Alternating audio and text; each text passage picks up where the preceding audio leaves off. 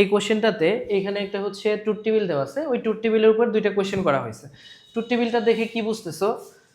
Truth টেবিলটা আমরা উদ্দীপক সম্পর্কে আগে ধারণা নেই। আমরা জানি কি যে এখানে 1 আছে, ওই বরাবর আমরা ইকুয়েশন বের করতে পারি। তাহলে এফ এর ইকুয়েশনটা কি বের হবে দেখো, এফ এর ইকুয়েশনটা বের হবে হচ্ছে এফ ইকুয়াল টু 0 থাকলে বার হয়, তার মানে হচ্ছে এ বার বি বার, আরেকটা 1 আছে তার মানে প্লাস, এটা কি আছে 1 আছে দুইটা, তার মানে হচ্ছে A B. F equal to A bar B bar plus A B, এটা একটা সূত্র আছে, এ এক্সোর বি তার উপরে হোল বার।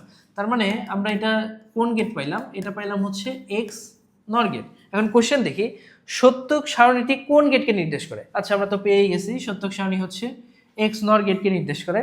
এরপর বলছে উদ্দীপকে উল্লেখিত সত্যক সারণীর থেকে প্রাপ্ত সমীকরণ হলো, এটা তো হবে না, এ বার বি বার প্লাস হচ্ছে এ বি, এটা হবে।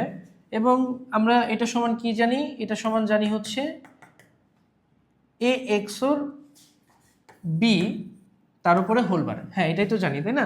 তাহলে এই যে এ bar B plus A B বার, এটা সমান হচ্ছে আমরা জানি এ এক্সোর বি তার উপরে যে হোল বার আছে তার জন্য একটা বার, তার মানে এইটাও হবে।